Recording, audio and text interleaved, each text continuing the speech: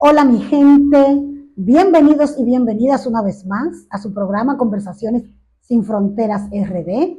Este es un espacio que hemos aperturado para dar voz a aquellas personas que generalmente no la tienen. Hoy tenemos a una persona muy especial para nosotras, es Radamés Martínez. Radamés, además de haber sido un compañero de trabajo, de labores, en el pasado es un amigo cercano y un compañero de lucha, ¿verdad, Radamés? Claro, De claro. luchas. Para mí, claro, estos reencuentros son sumamente gratificantes, porque no solamente es venir a exponer ideas, sino a darnos el abrazo. Claro, así es. Y además, Radamés, tú eres un amigo asiduo a este espacio, que Claro. ya te tenemos como en la lista, ¿no? Y Radamés ya estuvo aquí con nosotras y nosotros compartiendo un primer libro que se llamó Apostar al cambio Aportar al social, cambio social. reflexiones y aprendizajes. Un excelente libro, yo lo leí, me encantó, me fascinó, me sentí en mis épocas. Exacto. Dame gracias por eso, porque me reeditaste viejas andanzas de ese movimiento social. Y Radamés ahora ha publicado un libro, Ciudadanía y Poder. Este libro, Ciudadanía y Poder, que lo tenemos aquí para que ustedes lo puedan ver, son alternativas y desafíos para construir el poder desde abajo. Un libro sumamente interesante. Yo aún no lo he podido leer, Radamés, porque Radamés estuvo exponiéndolo en la Feria del Libro, ha estado haciendo un recorrido por el país también, exponiendo el libro. Y hemos querido invitar hoy a Radamés para que nos hable de este otro contenido que me parece que es sumamente valioso. Radamés, ¿qué es lo que tú tratas de exponer aquí para nuestra gente en términos generales? ¿De qué trata el libro? Sí, mira, como tú sabes, hace 2 años escribí el libro Apostar al cambio social, que era una manera de recuperar 50 años de trabajo. 50 años de trabajo en las organizaciones sociales, en el Estado, en los grupos de izquierda y en los movimientos juveniles. Esos 50 años, diríamos, tenían lecciones, aprendizajes. Y de alguna manera, las personas me preguntaban que eso que era una recuperación de lo que fue, que dónde estaban las propuestas hacia adelante, que yo proponía al país. Entonces me di cuenta que había un tema que era parte de esos 50 años muy importante, y era el tema del poder. Por eso decidí sacar esas experiencias y escribir ese libro que se llama, como tú dices, Ciudadanía y Poder. Alternativa y desafío para construir el poder desde abajo. Radamés, ¿cómo está estructurado este libro para quienes lo van a leer o quienes ya lo están leyendo? ¿Cómo está estructurado? ¿Cómo es que tú haces ese abordaje? Sí, es un abordaje totalmente innovador, muy fuera de lo común. Son 12 capítulos que tratan diversos temas muy relacionados con el tema del poder en la ciudadanía. Y ahí entra todo el tema de las redes sociales, si pueden o no servir a fortalecer el poder de la gente. Está el tema de las organizaciones sin fines de lucro, que generalmente han hecho un aporte a la sociedad y que hoy pasan por un nivel de crisis. Y también está todo el tema de los movimientos sociales. Y a cada uno se hace un análisis y se hace, diríamos, un diálogo alrededor del movimiento ambiental, del movimiento, diríamos, cultural, del movimiento juvenil. Y, o sea, son diversos movimientos que se analizan. Y además se analiza el municipalismo y el tema de las alternativas locales. Se presentan no como recetas, sino diálogos, diálogos que debaten realidades. O sea, son actores ficticios, pero con ideas reales, con ideas y experiencias reales.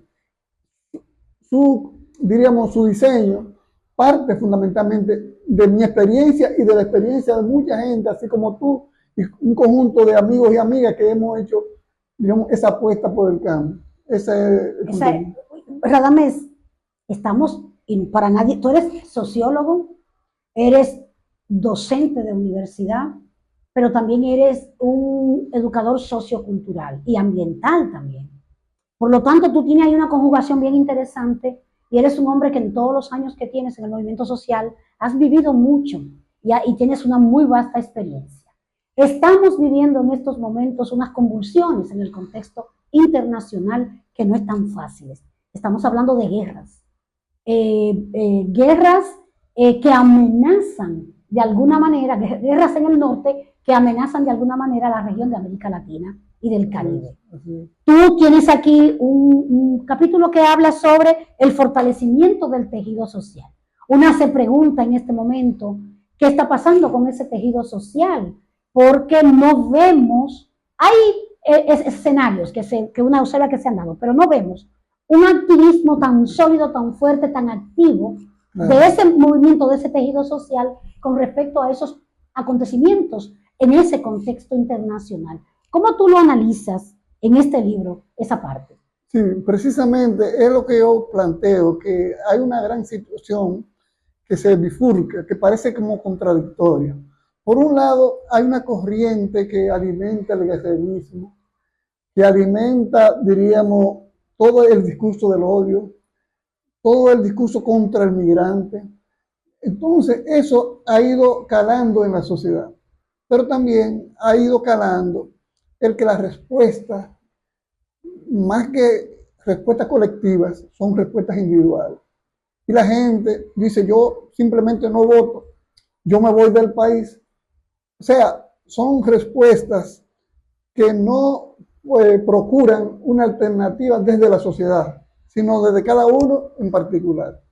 Entonces, cuando tú ves eso y dices que hay esa situación que ha ido creciendo en la mentalidad de la gente, eso se revierte en un debilitamiento de los lazos sociales.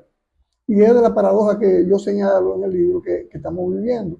Estamos avanzando en una, diríamos, visión conservadora y que ha ido afectando a la sociedad y que ha ido debilitando el tejido social.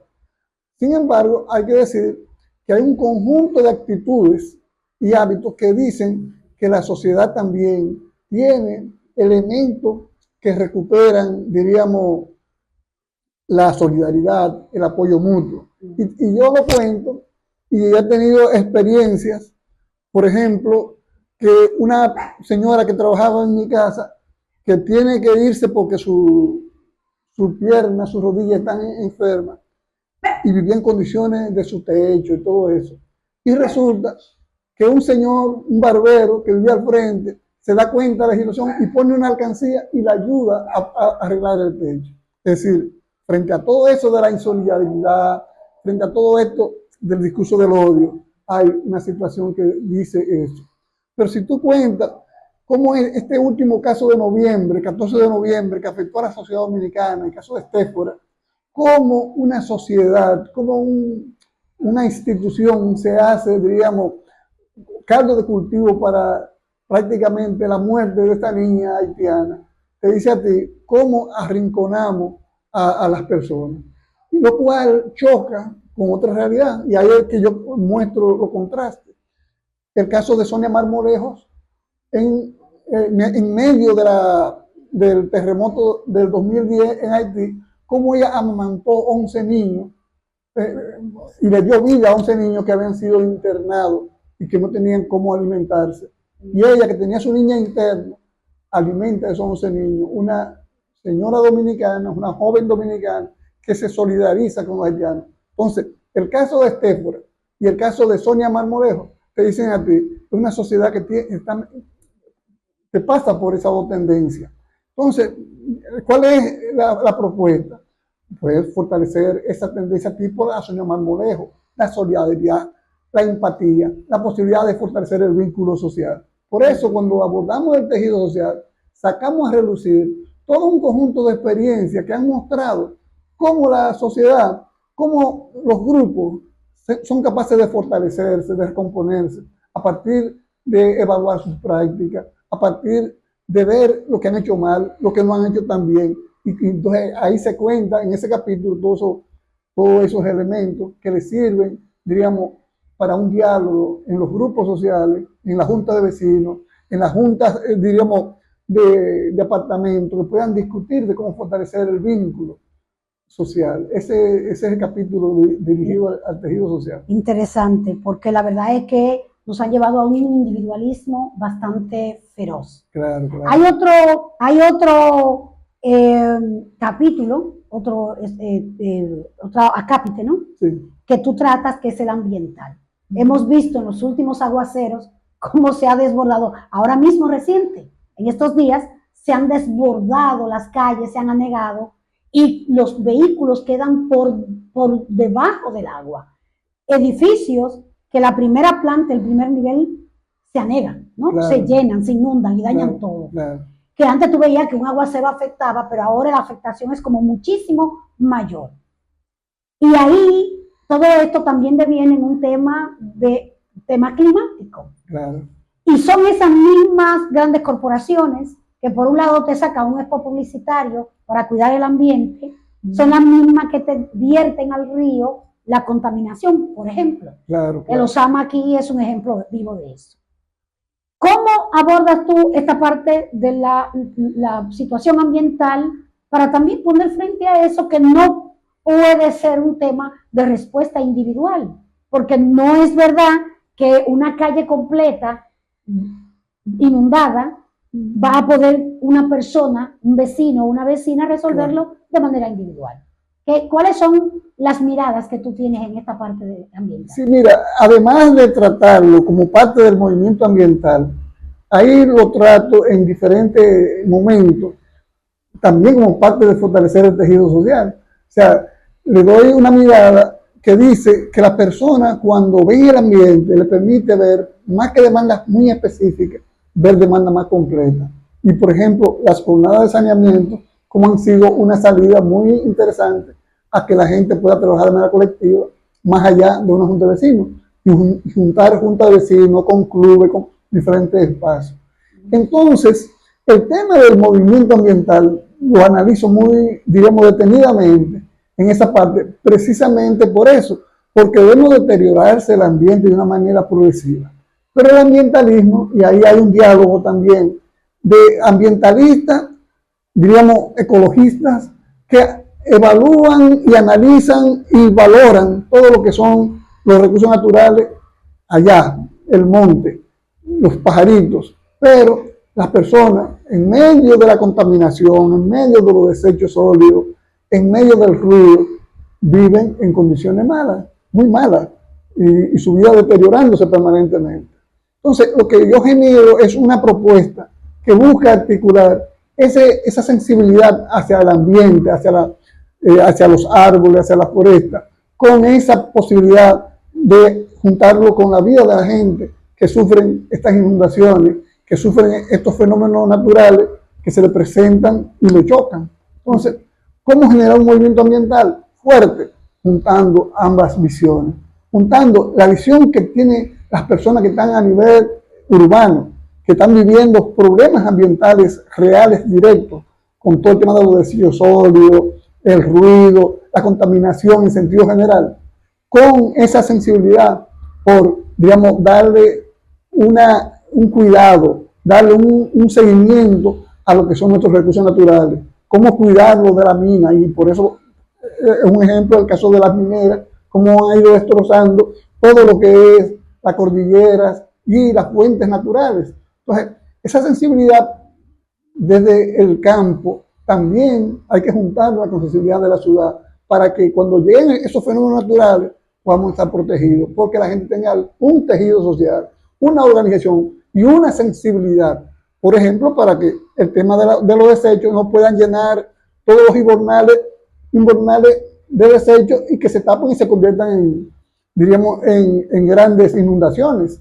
Entonces, si tú no creas esa conciencia y esa organización, no solamente esperando que vengan del ayuntamiento o del Estado a resolvértelo, sino tú mismo generando una interlocución con esos actores. Entonces, la propuesta es cómo generar un movimiento ambiental que pueda articular las demandas sociales y comunitarias con las demandas ambientales, y por eso es una propuesta así dialogal para generar ese acercamiento. Y ahí que planteas las demandas locales y habla de todo este tema, hay un actor fundamental que es el gobierno local. Está el gobierno nacional con una serie de políticas públicas para los territorios, pero ese gobierno local, que es el más cercano a la ciudadanía, ¿cómo tú lo abordas? ¿Cuáles son esas características, esas responsabilidades que debe asumir ese gobierno local y esa ciudadanía en términos de demandar a ese gobierno local que cumpla con su rol? Precisamente por esa valoración de que el nivel más aproximado del Estado al ciudadano es el gobierno local, es que hay un tratamiento especial en el material y hay una discusión y hay una posibilidad de propuesta para articular y fortalecer el movimiento municipalista, el movimiento, diríamos, de desarrollo local, que permita respuestas desde el ciudadano, desde el vecindario, para generar una interlocución con el ayuntamiento, una interlocución para buscar el desarrollo local como una propuesta alternativa, para generar la posibilidad de tener economías circulares, para generar vínculos que posibiliten salir donde estamos, porque esa visión macro de que todo se resuelve como si las soluciones, diríamos, del país solamente pasaran por la macroeconomía, sin pasar por lo que son los ciudadanos, diríamos, se quedan en un vacío grande porque dejan de lado al ciudadano. Y el ciudadano donde está interactuando precisamente es con el gobierno local, y afrontando todos esos problemitas que aparecen muy pequeñitos, pero que le dañan la vida de la gente. Entonces, el planteamiento va en esa dirección, cómo generar un acercamiento de los municipalistas para crear poder con la información y todos estos temas. Ese es un tema fundamental. Me habías dicho que también abordas el tema de la tecnología, que es fundamental, pero que al mismo tiempo representa un desafío, porque también esa tecnología nos aísla de ese mundo colectivo y social. Claro. ¿Cómo tú abordas esa parte? Esa parte es muy importante porque cruza de una manera todo el libro. Lo cruza porque como trata del movimiento juvenil también, y si hay alguien que está asociado con todo el tema de las redes, las tecnologías, son los jóvenes. Yo hago un ejercicio de que trato el movimiento juvenil como un movimiento y la necesidad de darle fuerza, de darle cohesión, con también de rediscutir su rol en la sociedad, a través de las universidades y a través de los centros de investigación.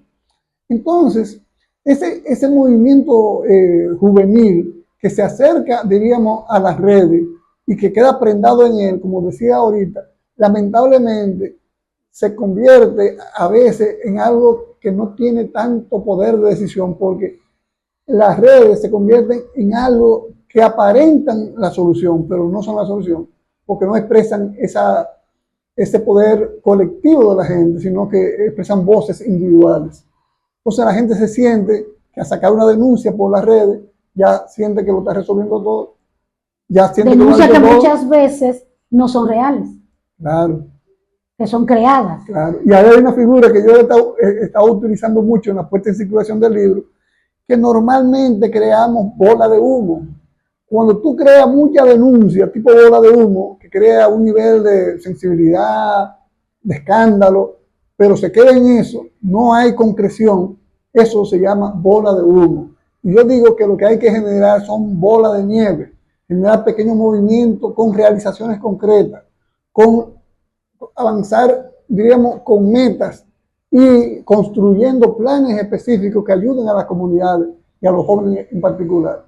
Y en la medida que logremos eso, vamos a generar bolas de nieve, o sea, bolas que empiezan pequeñitas y van creciendo poco a poco. A eso me refiero con esa visión. Entonces yo creo que eso está muy asociado también, y es un tema del libro, el tema del conocimiento, el papel de las universidades y el papel de las organizaciones sin fines de lucro y centros de investigación. Porque la tradición en Dominicana es que las universidades han sido clave en el fortalecimiento, por ejemplo, de lo que hablábamos ahorita, del movimiento ambiental. Aquí en los años 70 se formó un movimiento ambientalista, se articuló a nivel nacional con las sociedades ecológicas, y eso fue fruto del trabajo desde la UAS, el Departamento de Biología, generando, diríamos, un nivel de sensibilidad con el tema del medio ambiente y de los recursos naturales. Eso, que es un aporte, se ha ido perdiendo porque las universidades han terminado convirtiéndose en fábricas de profesionales sin mucha sensibilidad hacia lo social, lamentablemente.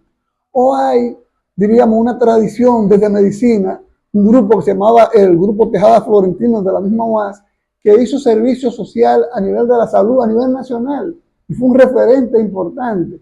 Entonces, ¿cómo recuperar esto hoy desde la universidad? ¿Cómo la universidad puede convertirse en un ente de apoyo, por ejemplo, como estudiante, al tema de la brecha digital?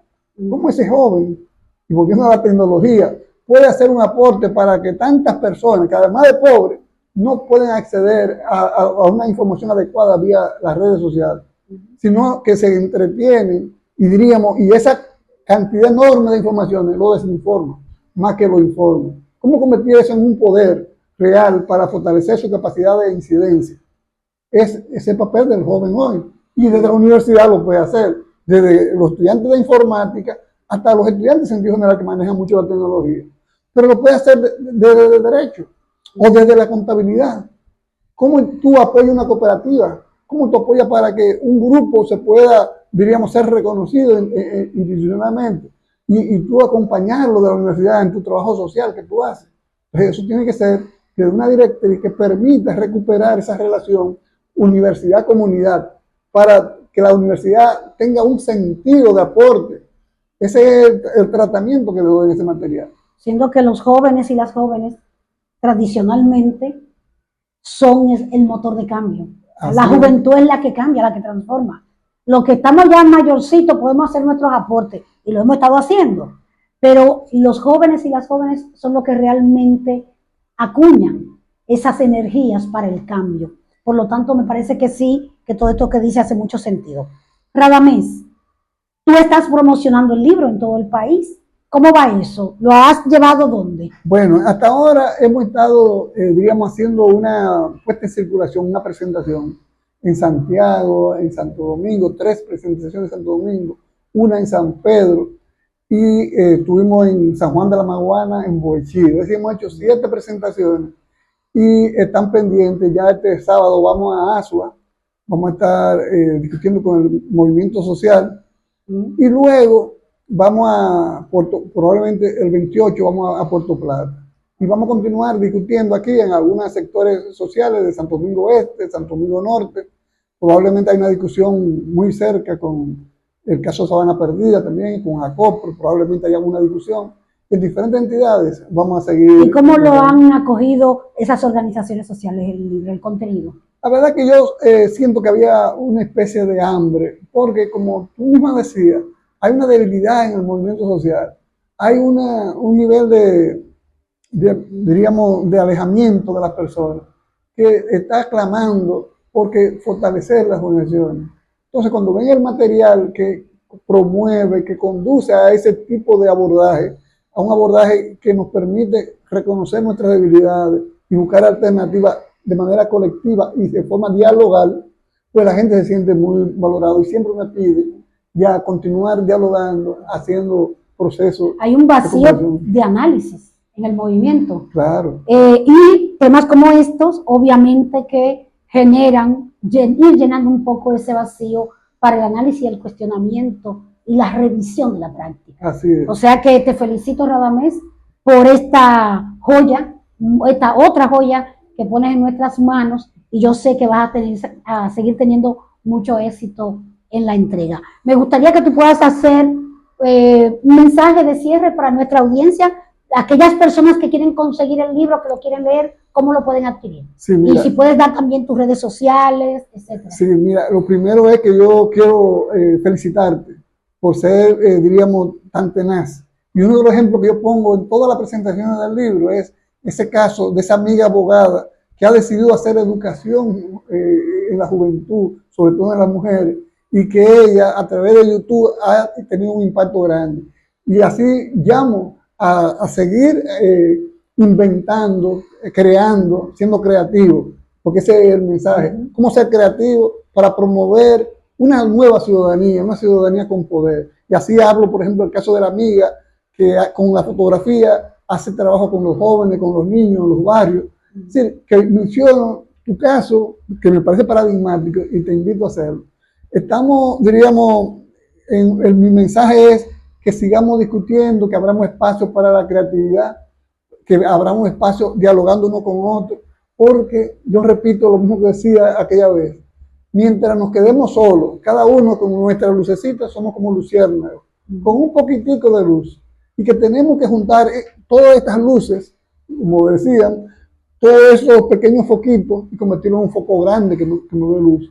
Por eso dialogando, solamente se puede hacer dialogando, donde tú me digas lo que tú aprendiste, yo te digo lo que yo he aprendido, y así aprendemos uno de otro, y podemos fortalecer los grupos. Ese es el mensaje fundamental, que nos fortalezcamos en base al encuentro y al diálogo. Excelente, Radamés. Darte las gracias nuevamente por estar aquí, por siempre acudir a nuestro llamado. A ustedes invitarles a que consigan el libro Ciudadanía y Poder, Alternativas y Desafíos para Construir el Poder desde Abajo. Interesantísimo, con grandes aprendizajes. Pueden conseguirlo. Le vamos a dejar aquí las redes sociales de Radamés en pantalla para que ustedes lo puedan ver, lo puedan seguir y además también para que puedan adquirir el libro. Muchas gracias y nos vemos en un próximo episodio. Bye, bye.